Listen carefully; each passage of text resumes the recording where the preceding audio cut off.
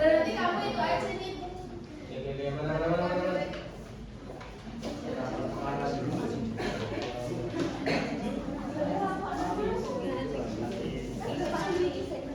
Ya Allah, sakit banget.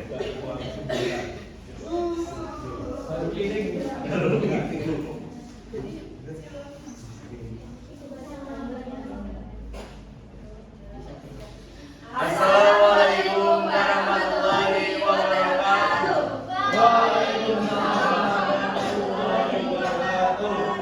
Terima kasih kepada semua yang telah hadir pada perkuliahan pagi hari ini. Sebelumnya, pada kesempatan kali ini, kelompok 5 akan menampilkan drama yang berjudul Secerca Budaya untuk Linda.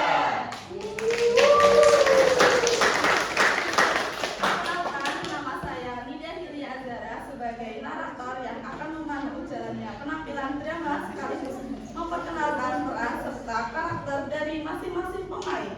Yang pertama ada Jayanti Pujasari berperan sebagai Linda dengan karakter sabar, pengertian, dan penyayang. Yang kedua ada April Fatori berperan sebagai ayah dengan karakter sabar dan penyayang. Yang ketiga ada Adelia Azira berperan sebagai Ara dengan karakter nakal, jahil, keras kepala, dan sombong. Dan yang terakhir ada Angeline berperan sebagai dengan karakter penyayang. Tanpa berlama-lama, selamat menyaksikan.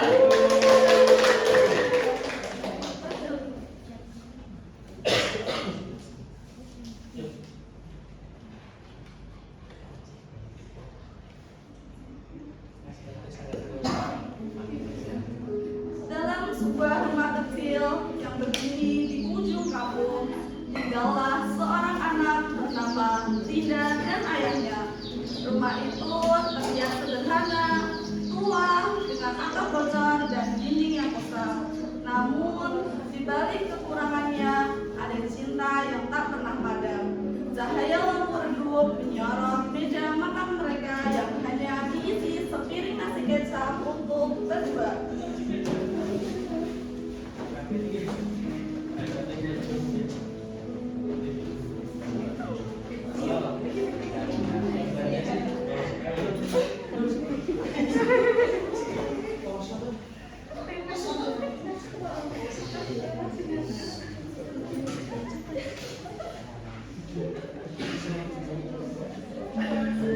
Detik senang berada dalam dunia meja makan malam itu.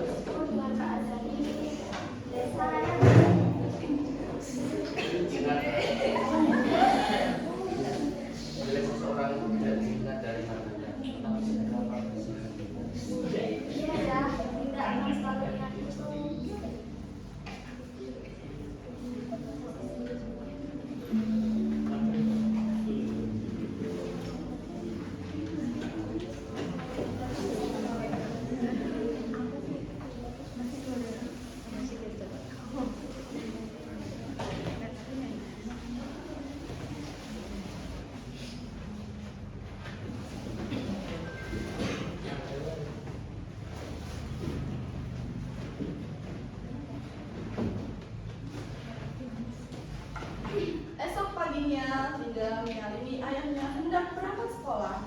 Ayah memperbaiki kancing seragam Linda. Maaf ya Linda, ayah belum bisa memberikan seragam baru untuk kamu. Gak apa-apa ayah, seragam ini hasil kerja ayah. Dinda banyak pakainya. Ayah menahan air mata dan mencium tangan ayah lalu berpamitan. Ayah Dinda berangkat sekolah dulu ya. Ya hati-hati ya nak, semoga ibu indah. Dinda berjalan perlahan keluar rumah. Ayah berdiri di pintu menatap tubuh kecil itu dengan hati berat. Aku kenalan, seandainya aku mampu, aku bisa memberikan seragam baru dan pendidikan yang layak untuk Linda.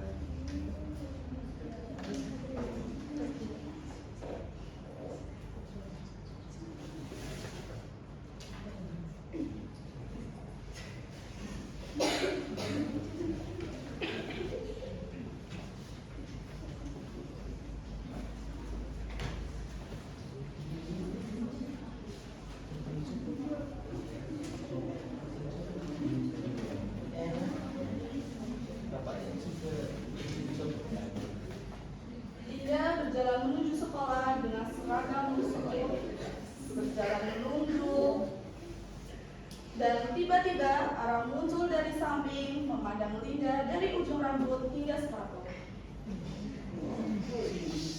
Linda, kamu masih suka pakai seragam itu? Itu kan seragamnya udah minta dipensiunkan dari tahun lalu. Udah minta jadi kain pel kali. Ara, aku cuma ingin sekolah.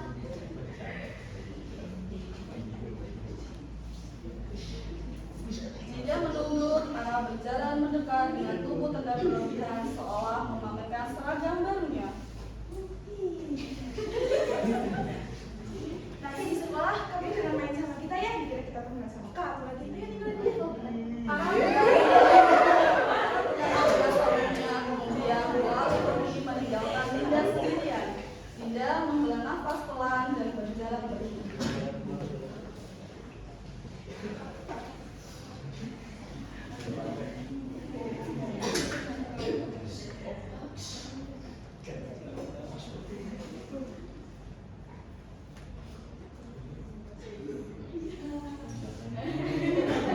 Di halaman sekolah, sekumpulan murid berkumpul. Ara berdiri di tengah-tengah kerumunan, menyeret Linda, kemudian Ara berpidato.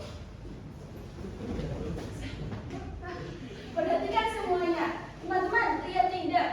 Wajahnya kusam, dekil, kotor, tidak enak dipandang. Hah? Tapi mana ada sih anak miskinnya enak dipandang? Lihat betapa kotor dan kusam. Untuk merawat wajahnya aja tidak mampu. Apalagi makan. Makan aja dia sebutir nasi buat ayahnya. Rumahnya, reot, bak rumah serigala dan 3 babi. Linda, lihat mereka. Seragam mereka tuh bagus. Tidakkah kamu mulai berpikir? Seharusnya kamu tuh berpikir tidak pantas sekolah di sini.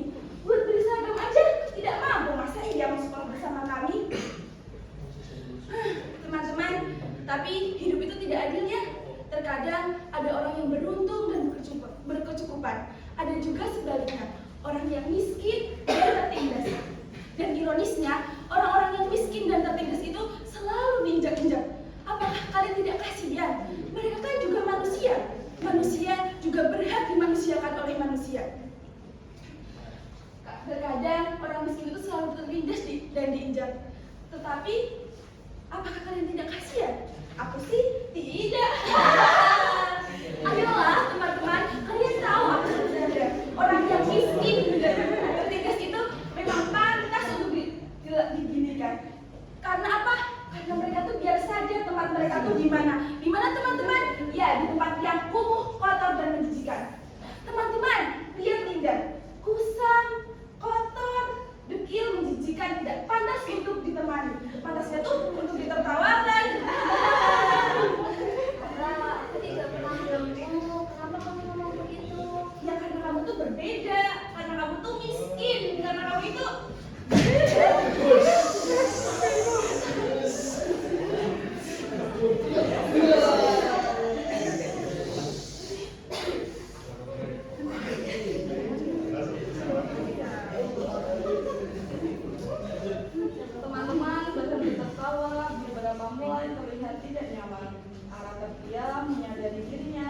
keterlaluan. Ketika ia hendak mengeluarkan kata untuk meminta maaf, tiba-tiba bunyi lonceng sekolah berbunyi.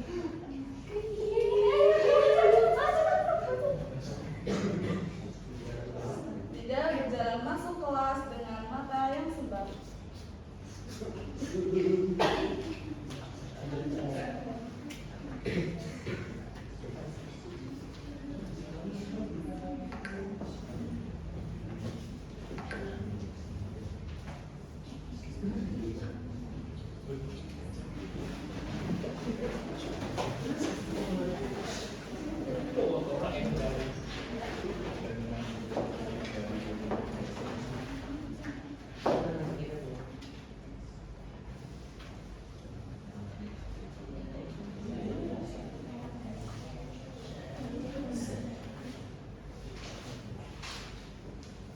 Linda berlari pulang, masuk ke dalam rumah dan duduk menangis di depan ayahnya.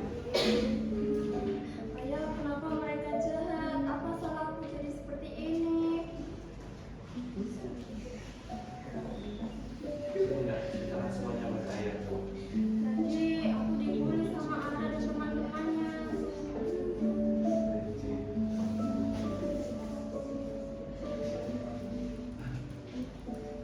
Ayah punya cerita tentang guru kecil yang bernama Lilo. Kecil. Iya, guru kecil.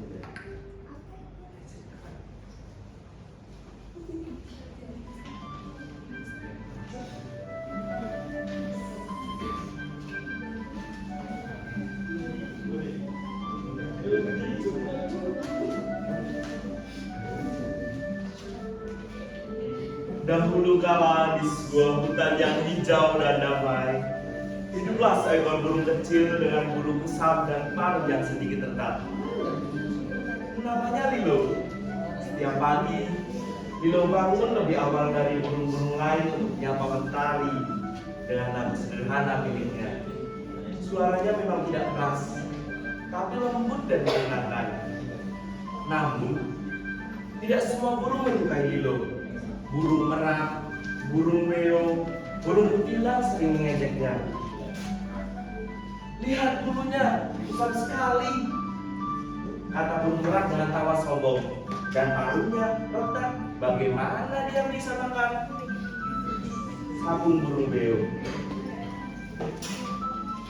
Lilo hanya tersenyum kecil. Ia tahu dirinya berbeda, tapi ia tidak pernah berhenti bernyanyi. Baginya, bernyanyi adalah cara untuk bersyukur karena masih bisa hidup dan terbang di bawah langit yang sama. Hari demi hari berlalu, sampai suatu pagi, langit berubah menjadi kelabu. Angin bertiup kencang, daun-daun berterbangan, dan petir menyambar-nyambar. Hujan turun sangat deras, membuat semua hewan ketakutan. Burung-burung bersembunyi di dalam sarang mereka, memeluk anak-anaknya dengan cemas. Namun Lilo tidak pergi. Ia berdiri di ranting pohon yang bergoyang dan mulai bernyanyi. Jangan takut, badai akan berlalu. Langit akan cerah lagi seperti dulu. Suara kecil itu terdengar samar, tapi lama-kelamaan menembus derungnya hujan dan angin. Satu persatu burung lain mulai mendengarkan. Mereka yang semula panik kini merasa lebih sedikit tenang.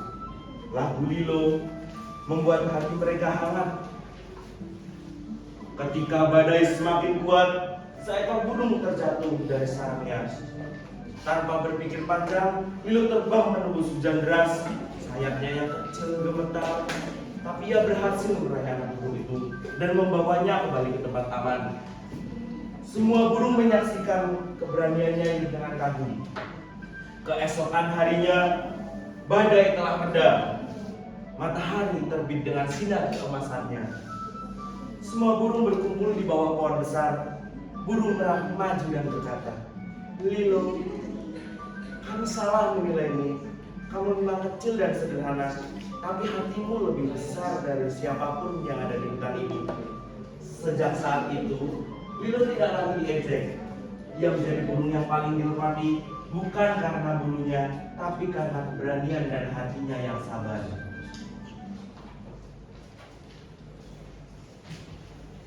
Jadi udah, kebaikan itu lebih bersinar daripada buruknya. Tapi ya, Dinda capek dengan rumah ini. Dinda pengen jalan. Tidak apa capeklah. Yang penting kamu jangan berhenti dan jangan menyerah. Dinda merasa agak lega dan berpamitan untuk beristirahat di kamar.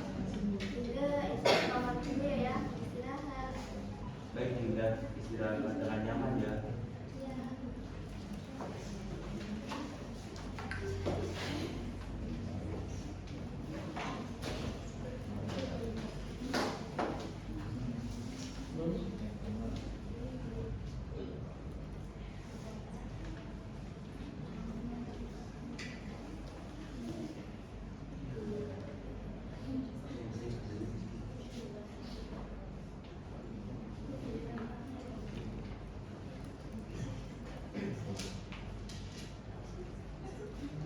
Rintik hujan pun turun dengan indahnya, memercik airnya membuat Dinda kembali menumpahkan tangisnya. Dinda menulis dengan ditemani suara hujan dan cahaya lampu gajah yang perlahan meredup. Untuk ayahku tercinta. Hai ayah, hari ini terasa seperti mimpi buruk yang tak kunjung usai. Ara kembali menunggu, mengejek di depan seluruh kelas. Kata-katanya begitu menyakitkan, seolah menusuk hatiku. Kenapa aku selalu diperlakukan berbeda? Apa hanya karena aku tidak sepi untuk mereka? Rasanya seperti kenyataan pahit yang tak bisa berhindari. Ayah bilang anak miskin harus tahu tempat, tapi ayah sebenarnya di mana tempatku? Aku benar-benar lelah. Rasanya tak sanggup lagi bertahan. Jujur, aku capek. Rasanya ingin menyerah. Semalam aku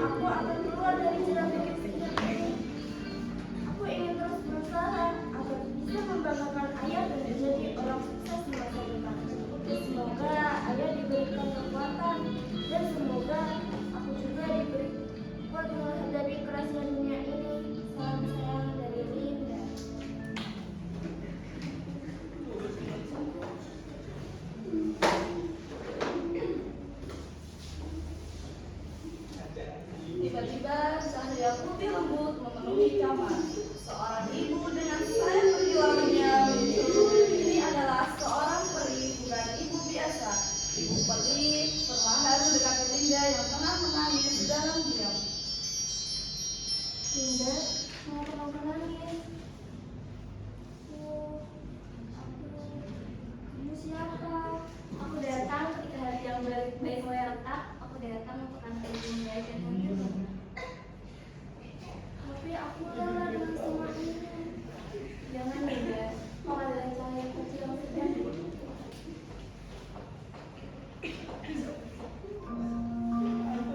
Jangan biarkan duka melantai jiwa, karena sabarmu adalah cahaya.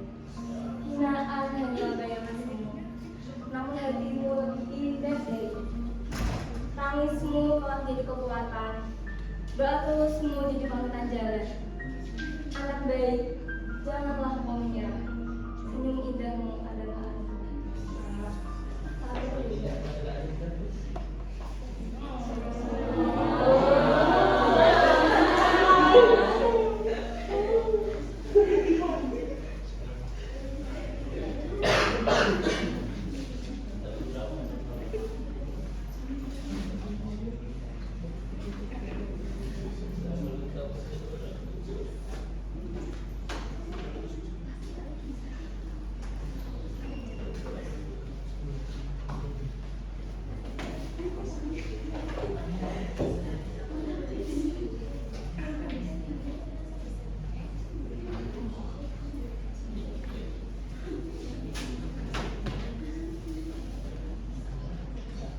Keesokan paginya, Linda bangun dengan wajah lebih ceria. Ia merapikan seragamnya sebaik mungkin. Linda, kamu tidak sendiri, kamu harus kuat.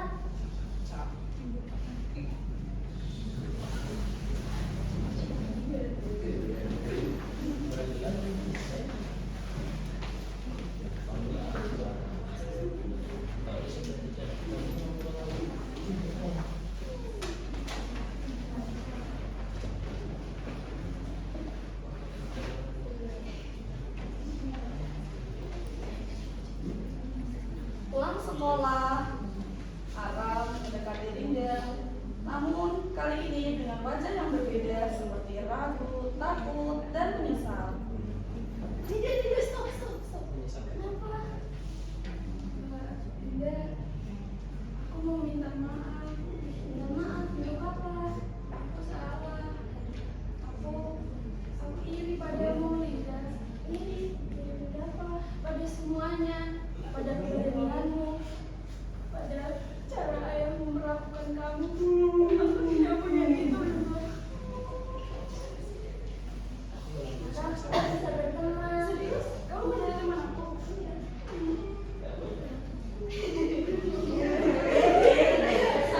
Peri mulai kembali dan tersenyum melihat perubahan itu. Linda, kamu hebat. Kebaikan maafkan adalah kebaikan yang paling besar. Hidup indah bukan karena harta, tetapi hati yang lapang dan sederhana.